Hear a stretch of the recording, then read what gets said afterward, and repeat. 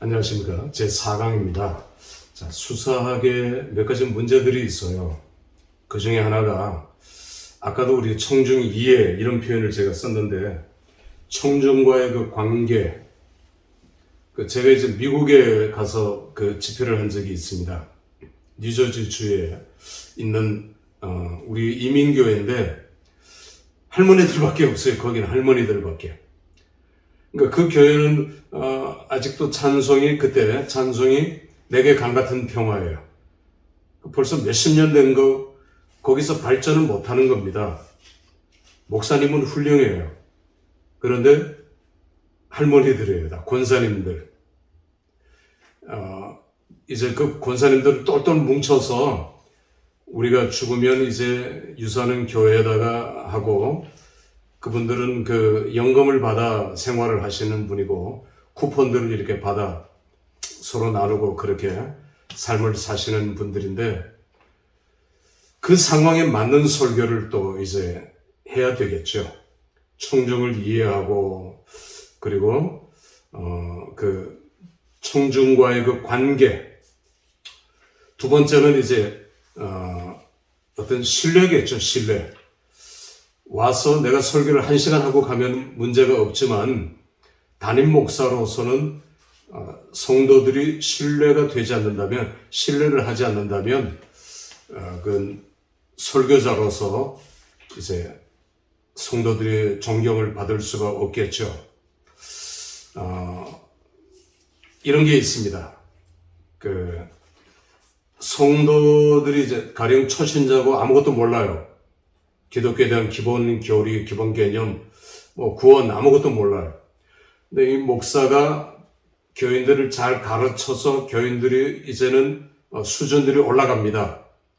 그런데 목사는 수준이 안 올라가요. 목사도 계속해서 성숙하고, 목사도 공부하고 훈련을 해야 돼요. 목사도 재교육을 받고, 이 훈련이 없으면 성도들이 목사보다 더 위로 올라갈 수 있어요. 우리가 흔히 교회의 성도들의 비전은 목사의 비전으로 올라가지 못한다, 이런 표현을 써요.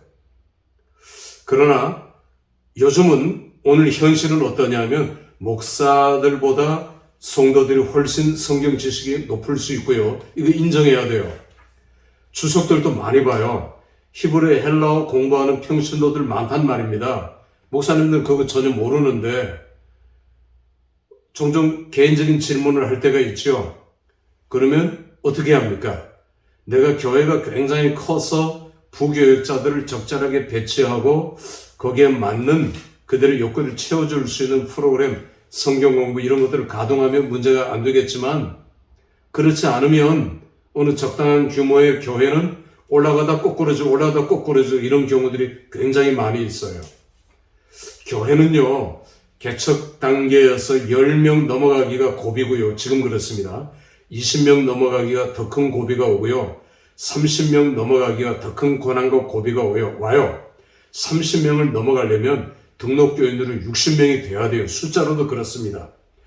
교인들 모이는 50명이 넘어가기는 정말 어려워요. 그러나 50명이 넘어가면 그 다음부터는 자연스럽게 숫자가 계속해서 불어나가요. 물론 그런 것들이 마지노선이 될 수 있어요. 그런데 어떤 교회는 10명 넘어가지 못하고 또 주저앉고, 10명 못 넘어가고 또 주저앉고, 그런 교회들이 많아요. 그러면 더 줄어듭니다. 없어져요, 교회가. 우리가 계속해서 전도하지 않으면, 전도하고 훈련하고 양육하지 않으면, 우리가 그냥 지금 교인이 있는 10명 가지고 만족하고 10명들이 헌신하고 충성하고 우리는 일당백이야. 물론 그 말은 좋습니다만은, 그 일당백이 한 명이 시험 들면은 그 시험 든 사람이 또 일당백의 역할을 해요. 다 시험 들어요. 교회들이 다 시험 든단 말입니다. 하루아침에 무너질 수 있어요. 하루아침에 문을 닫을 수 있어요. 이것이 우리의 현실이에요. 자, 교인이 한 사람 새로 오면은, 개척교인은 사람이 귀하니까, 이제 그 한 사람 앞에 이제 우리 교회는 이것도 필요하고 저것도 필요하고 헌신해야 되고, 그러면 부담이 돼서 안 나오죠. 그러니까 전혀 부담을 줘서는 안 돼요. 오히려 소명감을 줘야 되겠죠. 하나님께서는 형제님을, 자매님을 우리에게 불러주신 분명한 목적과 이유가 있을 것입니다. 우리가 기도하면서 그런 것들을 알아가십시다. 혹은 그 사람의 기도 제목을 내가 받고 너무 부담을 줘서는 절대 안 됩니다.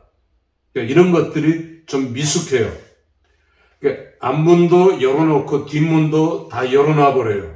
그럼 왔다 그냥 다 나가버리는 거죠. 자, 우리는 좋은 설교자로서도 필요하지만 설교에 이런 하기 전에 또 설교 전후에 이런 문제들도 우리에게 있다는 것을 우리는 분명히 기억해야 됩니다. 자, 신뢰가 쌓이지 않는다면, 신뢰가 없다면 그 설교자는 오래 갈 수 없다는 것을 우리는 또 기억해야 할 것입니다. 자, 세 번째로 넘어갈까요? 동일시하기 위한 몇 가지 방법이 있습니다. 동일시하기 위한 방법. 우리는 공통점을 찾는 것이 처음에 필요합니다. 청중들과 나의 공통점. 지금 여기가 시골이다 하면은, 시골 사람들이다 하면, 여러분 저도 시골에서 태어나고 자랐습니다. 그러면 접촉점이 이루어질 것입니다. 전도할 때도 마찬가지겠죠. 접촉점, 공통점을 찾는 게 제일 필요합니다. 고향에 갔다든지 같은 아파트에 산다든지 자녀를 같이 키우고 있다든지 이런 공통점들을 다 캐치해내는 게 필요하죠. 설교자도 공통점을 다 캐치해내는 게 필요해요. 거기서부터 시작하는 것이 필요합니다. 청중을 잘 알아야 되겠고 또 성도와의 공통점들을 찾는 노력이 필요합니다. 자, 또 하나는 동성애 반대. 목사들은 이거 설교해야 되겠죠. 그런데 그냥 동성애를 반대한다 이것보다 동성애를 반대하는 이유 혹은 2차 세계대전 할 때 연합군이 소련하고 같이 힘을 합쳤어요. 소련도 연합군이에요. 어떻게 공산주의하고 민주주의가 하나가 될 수 있습니까? 그런데 공동의 적 독재자 히틀러를 앞에 놓고는 우리가 힘을 합할 수가 있어요. 동성애를 반대하는 것, 이것 가지고도 우리가 때로는 다른 종교, 불교, 이단은 아니고요. 나하고 생각이 다른 사람들, 그런 사람들과 연합전선을 펼치는 것은 얼마든지 필요합니다. 또, 우리가 요즘 좀 이렇게 사람들이 나뉘어서 일본 사람들을 싫어하고 일본을 북한 사람보다 더 싫어하는 사람들이 많이 있잖아요. 좌우를 우리가 분리해서 얘기할 필요는 없고요. 그러나 아까의 예를 들었듯이 히틀러를 대항하기 위해서 소련과 힘을 합했잖아요. 그러니까 우리는 지금 북한이라는 적이 있잖아요. 북한을 놓고 우리는 일본과 얼마든지 연합할 수 있는 것입니다. 미국과는 당연한 것이고요. 저 인도, 태평양, 호주 이런 사람들과도 나라들과도 우리는 연합하지 않습니까? 그러니까 우리가 성경에 있어서도 마찬가지의 전략이 필요해요. 그러니까 우리가 무조건 설교. 근데 설교 주위의 이런 문제들을 우리가 지금 살펴보고 있는 것이고 이런 것들이 필요합니다. 또 우리가 설교 전에 이제 찬양이 이제 필요하죠. 그래서 교회 주제 찬송도 필요한 겁니다. 주제 찬송은 성도들에게 굉장한 어필이 되죠. 가령 우리가 설교하기 전에 내주는 강한 성이요 방패와 병기 되시니 찬양을 부른다면 그 찬송이 의도하고 있는 바는 루터가 보름스 회의로 갈 때 적들이 기와장 만큼이나 수가 많을지라도 나는 담대하게 가겠다 그거잖아요. 그래서 루터가 작사해서 부른 찬송이 그 찬송이잖아요. 성도들도 그 찬송을 같이 부를 때 동일시되는 거, 나도 모르게 이제 그 동일시되는 겁니다. 하나가 되어서 우리 앞에 놓여 있는 적들을 싸울 수 있는 힘이 되는 거죠. 하나가 되는 것이고요. 그래서 우리가 찬송을 선곡할 때도 설교 전에 이번 주일에 찬송들 같은 설교의 주제를 맞춰서 찬송을 정하는 것이 필요해요.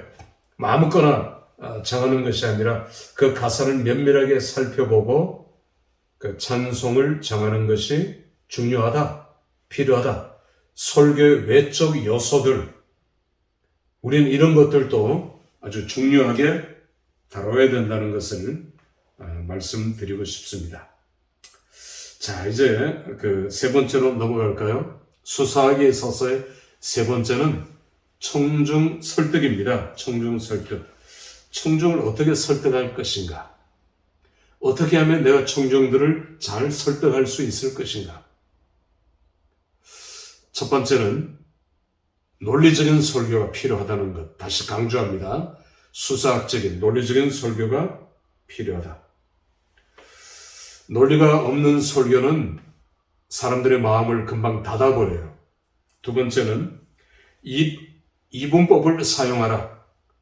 수사학 중에도 이분법을, 예를 들면 바울은 이제 그 수사학을 배운 사람이다.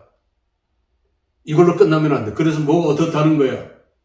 이분법은 바울은 수사학을 배운 사람이다. 그러므로 그는 탁월한 설교자다. 이게 이분법이거든요. 그래서 종종 이분법이 필요합니다. 그 이분법 설교도 나의 설교 중에 들어와야 되고요. 세 번째는 감정의 호소라. 때로는입니다. 때로는 논리보다 감정적인 설교가 더 필요할 때도 있어요. 반드시 있습니다. 지금 절체절명의 상황입니다. 그런데 논리적인 설교도 필요해요. 논리도 필요하지만 지금 감정적인 설교가 더 필요할 때가 있단 말입니다. 죽고 사는 지금 심각한 위기에 부딪혔을 때, 교회가 지금 무너지느냐 무너지지 않느냐의 어떤 그런 이제 총각에 놓여 있을 때 우리는 때로는 감정적인 설교도 필요하다. 아까 균형을 맞춰 나가는 게 필요한 거죠. 어떤 분은 1년 12달 교훈적인 설교만 하시는 분이 계셔요. 오늘의 교훈은 이렇게 아예 그냥 깔고 시작합니다. 이 말씀이 우리에게 주는 교훈은, 교훈적인 설교는 오늘날 사람들의 심금을 울릴 수가 없어요. 사람들의 마음을 변화시킬 수 없어요. 자, 예화를 활용하라. 적절한 예화가 필요합니다. 여러분, 우리가 한정식을 먹는다 합시다. 혹은 그 양식을 먹는다 합시다. 그럴 때 에피타이저가 처음 나오죠. 에피타이저는 이제 음식을 먹기 전에 그 나의 후각을 자극하는 그런 겁니다. 그런데 우리가 설교를 맨 처음 시작할 때 에피타이저, 맨 첫 마디가 참 필요해요. 중요해요. 맨 첫 마디. 그냥 설교를 이제 바로 시작하지 말고 그 에피타이저가 필요합니다. 그 에피타이저는 내가 악기를 잘 다루면 뭐 매일 그렇게 할 수는 없지만 뭐 1년에 한두 번은 악기를 내가 다루고 시작할 수 있겠죠. 그렇게 시작할 수 있습니다.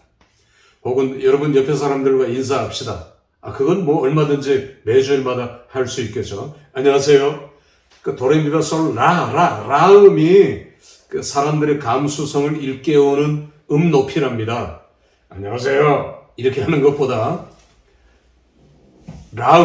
그 라음을 맞춰가는 게 필요하대요. 안녕하세요. 예수님을 축복합니다. 자, 이렇게 서로 인사하고 시작하면 얼마나 분위기가 좋겠어요. 잔뜩 경직돼 있던 것들이 이게 웃음을 머금는, 다시 말해서 사람들의 마음이 열리는 거죠. 열리는 거. 그리고 설교를 이렇게 시작할 수 있다면 좋은 에피타이저가 되겠죠. 자, 그런 면에서도 우리는 설교를 어떻게 구성해 나가야 될 것인가. 자, 이렇게 우리가 그 설교를 시작하는 것이 필요합니다.